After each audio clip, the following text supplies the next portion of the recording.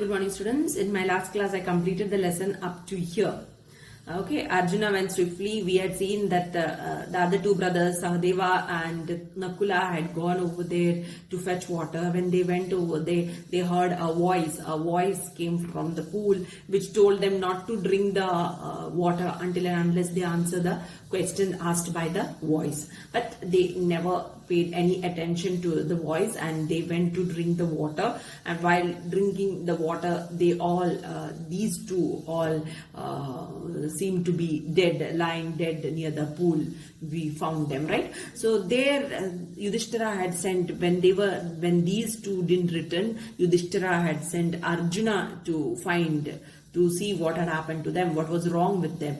So Arjuna came over there. He rushed very fast to the place, to the spot, and he reached over there. He saw both his brothers lying dead near the pool. After seeing this, he was very shocked. He was shocked at the sight. Okay, before starting with it, let me just discuss this answer to you. There is a question given over here, and last class I forgot to give that answer of that particular question. Let me discuss that answer. The question is, why did Yudhishthira not go himself to fetch water to quench his thirst? Right? So the answer to this is, Yudhishthira noticed with sorrow that his brothers had lost their cheerfulness and courage. He thought that they would be more cheerful with something to do, so he sent one of them to fetch water instead of going himself. This is the answer to that question. Now let us move to the explanation of this lesson. The remaining part. He was shocked at the sight and felt that they must have been killed by some lurking foe. Who was shocked? Yudhishthira. Yudhishthira was shocked at the sight of his brothers lying dead over there. Two brothers, Nakula and Sahadeva. Now, I told you earlier, Nakula and Sahadeva, whose children they are? They both were Pandus, but they were the children of Madri, right? Queen Madri. They were not the children of Queen Kunti. But Kunti was the one who had nurtured the two, right? So he was shocked at the sight. Arjuna was shocked at the sight and felt that they must have been killed by some lurking foe. Who might have killed these two, Nakula and Sahadeva? Who are this lurking foe?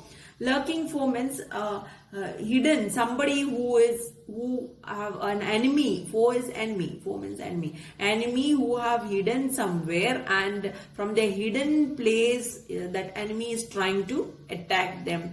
The enemy is attacking them from the hidden place. So such a hidden enemy. So they might be killed by some hidden enemies. This is what Arjuna felt about his two brothers who were lying dead over there. Though heartbroken with grief, he was very sad. Who? Arjuna. Though heartbroken with grief and burning with the desire for revenge, all feelings else submerge in a monstrous thirst which irresistibly impelled him to the fatal pool. Right? So, though heartbroken with grief, why was he heartbroken with grief? Because he saw his brothers lying dead. So, he was sad about it. He was heartbroken seeing his brothers dead, and he never expected that to happen. And burning with the desire for revenge. You know, Arjuna was a great warrior, right? So when he saw this plight of his brothers, he was burning. He was really burning with the desire to take revenge against the one who has done such a crime to his brothers. So he wanted to take revenge. All feelings else submerge. So all these feelings submerge. Submergements were taken over by. Okay, these feelings were taken over by, they were very thirsty, running after the deer, right? So this was taken over by in a monstrous thirst. Okay, monstrous thirst in the sense enormously large, huge, right? Large thirst. So he was feeling very thirsty, extremely he was feeling thirsty, right? So that is why all these feelings, what feelings he was having? He was having the feeling of, he was disappointed first of all, he was sad, that was one feeling. Second feeling, he was burning with anger, right? And he wanted to take revenge. So all these feelings submerged. They became inferior over here, because what was standing out, what was standing more over here, that is thirst. Thirst was standing out over here, which irresistibly impelled him to the fatal pool. Irresistibly means in a tempting way forced him towards the fatal pool. Fatal pool means, what do you understand by that fatal pool? Destructive pool, isn't it? This is a destructive pool, because by going near to the pool, what had happened? The pool was very attractive. We had seen it. Enchanted pool means very attractive one, isn't it? So that is what we had seen. But here it is called as a fatal pool. Fatal pool means very destructive, destruction. What had happened? Sahadeva and Nakula went over there, and what had happened to them we had seen, isn't it? So destruction only took place over there. So there he went. So he kept all his revenge, all his anger aside, all his feeling, his sorrow aside, and because he was tempted by that huge thirst of his, okay, and that is why he went close to that destructive pool to drink water.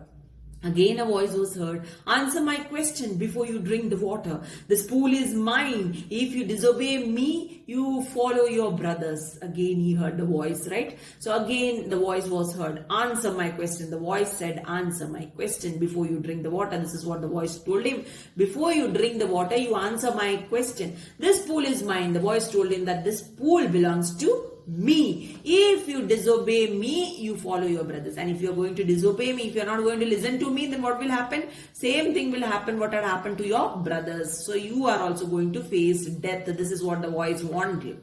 Arjuna's anger knew no bounds. So Arjuna was so angry, and his anger was going beyond the boundaries, right? So he was not having any boundary for his anger. So angry he cried, who are you? Come and stand up to me and I will destroy you. And he shot keen edge arrows in the direction of the voice. Okay, so Arjuna was so annoyed, and he asked the voice, who are you? Okay, he asked the voice the question, who are you? He ordered the voice, come and stand up to me. He said, come and stand. If you have that courage, you come and stand in front of me. This is what Arjuna told the voice. And I will destroy you. And what you're going to get, I'm going to destroy you. This is what he said. Arjuna was very strong, isn't it? He was a brilliant warrior, right? This is what you can understand. And what did he do? Soon he spoke this and he shot keen edged arrows. So what did he do? He was having those fine edged arrows with him. Okay, fine edge or fine pointed arrows with him. So that he took and he shot those arrows. Where he shot it? He shot it in the direction of the voice. Now he couldn't see any person standing over there. He could only hear the voice. So from that direction, and Arjuna was so intelligent that he could shoot arrows from one point, isn't it, to a very longer distance, isn't it? So that was his ability. So here also he just heard the voice, and towards that voice he had shot the arrows. Okay, direction of the voice. The invisible being laughed in scorn. Your arrows do but wound the air. So this is what the sound said. The invisible being laughed in scorn. So who laughed in scorn? The invisible, the voice. The voice is called as the invisible over here. So that invisible sound laughed in scorn. Laughed in scorn means to express contempt. Contempt means inferior. Oh, your arrow, no value for it. Like that. He considered Arjuna as inferior. He considered Arjuna as having no value. In that manner, the voice laughed, okay, made fun of Arjuna. So that is what you can understand over here. Your arrows do but wound the air. So what your arrows are going to do, it is not going to hit me. It is going to wound the air. It is going to be in the air only, because the arrow can't find who I am, right? This is why, that is why this voice laughed, made fun of Arjuna over here. Answer my questions and then you can satisfy your thirst, the voice said again. You do one thing, you just answer my questions. You answer my questions and then you can satisfy your thirst, the voice told Arjuna. If you drink the water without doing so, you will die. And this is what he told. If you are doing so, if you are going to drink water without doing so, without answering my questions, you too will die. This is what the warning given by the voice to Arjuna. Let us move to the next part of the text. Greatly vexed, Arjuna made up his mind to seek out and grapple with this elusive, for once he had quenched his terrible thirst. So he drank the water and also fell down dead, right? So this is what had happened. Greatly vexed. What do you understand by greatly vexed? It means greatly he was irritated. He was irritated. Arjuna was irritated with whatever had happened with the voice, right? Arjuna made up his mind to seek out and grapple. So he decided to seek and to seize, to search, okay, to go after, to search and hold whom very firmly, whom the voice, okay, with this elusive. Elusive means the thing which is difficult, elusive foe, that very difficult to find, isn't it? The enemy who was very difficult for him to find. So he was planning to seize that voice and to hold it firmly, hold that voice firmly. So which was a difficult enemy, which was for Arjuna to find very with great difficulty over here. So he felt that it was one of his enemy over here. Once he had quenched his terrible thirst, so he decided to do it. He wanted to take revenge. He wanted to search that enemy, that difficult enemy. He wanted to search. He wanted to get hold of that enemy. He wanted to take the revenge, but only after fulfilling his thirst, his terrible thirst. So what did he do? He too did the same thing what Sahadeva and Nakula did. He too drank the water. And once when he drank water, what had happened to him? He too fell down dead. This is what had happened to him. Now here there is a question. Why is the foe described as being elusive? Please take down that. The foe is being described as elusive because it is not seen but only heard, and because Arjuna's arrows could not attack the foe. Okay, let us complete. After anxious waiting, Yudhishthira turned to Bhima. Dear brother, Arjuna, the great hero, has also not yet returned. Something terrible must have happened to our brothers. Please seek them out and be quick about it. Also bring water, for I die of thirst. Bhima, racked with anxiety, hurried away without a word. So after anxious waiting, again they were waiting after sending Arjuna, they were waiting for the three to return, but they didn't return. So Yudhishthira turned towards Bhima, the next brother, the second brother Bhima, who was considered as very strong, isn't it? Son of the wind god, son of Vayu, right? So here Yudhishthira turned to Bhima and asked him, dear brother, he said to Bhima, Arjuna, the great hero, our great hero Arjuna also has not yet returned, he said. Something terrible might have happened with them. This is what he said to his brother, to our brothers, he said. Please seek them, please search them out and be quick about it. So do it very soon. And he added this, also bring water. This is what he said because he was dying of thirst. For I die of thirst. I want water. I am very thirsty, he said. So please get water also. Search my brothers as well as get water, he told Bhima. Bhima, racked with an anxiety, racked in the sense tortured, okay, tortured with anxiety, okay, hurried away without a word, without saying anything. He just heard, he was just waiting to hear the comment from his brother Yudhishthira. He just wanted the order from his brother. He just ran, he just, without saying a word, he rushed to the spot. His grief and array can be imagined when he saw his three brothers lying there dead, right? So he was angry as well as he was sad. Why was he sad? Seeing the pathetic sight of his three brothers lying dead over there, right? So, and you can just imagine, he was the most angriest person among the five, Bhima. So that his sorrow, he was sorrowful because they were lying dead, and he was at the same time angry at what had happened to his brother. So what he thought this is certainly the work of the Yakshas. I will hunt them down, but I am so thirsty. I shall first drink water so that I can fight them better. And then he descended into the pool. Okay, so here he thought this is certainly the work of the Yakshas. So this is what Bhima thought. Seeing his brothers lying dead over there, Bhima thought that this is the work of the Yakshas. The Yakshas might have done. Now, who are the Yakshas? Yakshas are nobody but they are nature spirits. Yakshas are considered as the nature spirits. Okay, yakshas, nature spirits, and these spirits are custodians, the owners, the custodians of treasures that are hidden in the earth and in the roots of trees, right? Yakshas. So these yakshas they are very powerful. They are very powerful magicians type of spirits. They are called as shape shifters. They can take any shape. Okay, they can take any shape. They are called as shape shifters, the yakshas.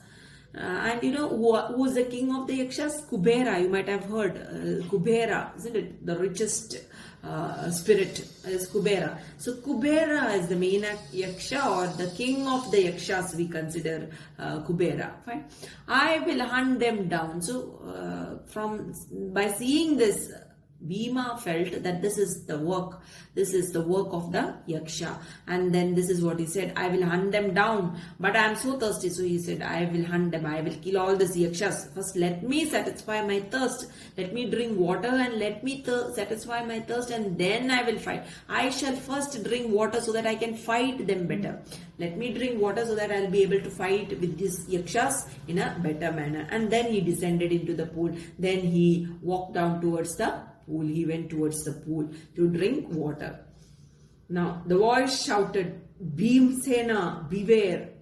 You may drink only after answering my questions. You will die if you disregard my words. The voice shouted. What did the voice shout? Bhimasena, the voice said. Called out to Bhima. Bhima's original name is Bhimasena. Bhimasena, beware. This is what the voice told Bhima. You may drink only after answering my questions. Again, the voice is telling the same thing what he told the other three brothers. You can drink water, but you have to answer my questions. You will die if you disregard my words. If you don't listen to my words, you also will die. This is what the warning given by the voice. Now, before moving to the next paragraph, let us discuss this question's answer. Which word describes Bhima's attitude towards the yakshas? Which word? Now the word which we had seen already over here, isn't it? The word hunt, right? The answer to it is the word hunt describes Bhima's attitude towards the yakshas. What it implies? This implies that he considers them to be beings, B-I-N-G-S, beings that ought to be hunted down because they are troublemakers. Who are troublemakers?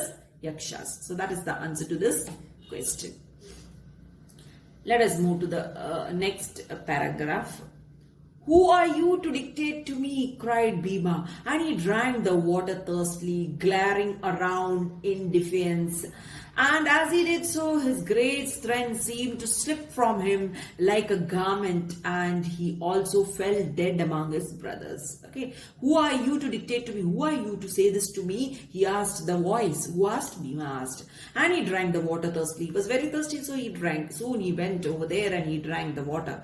Glaring around in defense. Glaring around. Glaring means staring angrily. Okay, in defense means a look which was given in opposition. Okay, of opposition, as if he is challenging that voice, right? So the look he gave. Who are you to say that? He said. Okay, and he was just looking very angrily, and he was looking to the voice as if in a challenging manner, and then he drank it. Who are you to do that? What will happen to me? He felt nothing will happen. So with that confidence he drank water. Nothing can happen to him. This is what Bhima felt. Around in defense. And as he did so, his great strength seemed to slip from him like a garment. And when he did this, his great strength, okay, he was a very strong person. In Mahabharata, Bhima is considered, actually the war was won by them because of Bhima. This Bhima had a feeling that because of him, most of the warriors in the war were killed by Bhima. So he was proud of that feeling that because of him, they won the war. This type of a feeling he had. But then this feeling was cleared from his mind by Lord Krishna. So that is another story related to Mahabharata, right? Seemed to slip from him like a garment. So his strength, so as he drank the water, he too became very drowsy. That is why his strength slipped from him like a garment. As the garment slips off, like that his strength started slipping off from himself. And he also fell dead among his brothers, and like his brothers, he too fell dead among them. So this is what had happened with Bhima. So let me stop it over here. We'll continue in the next class. Till then, thank you very much.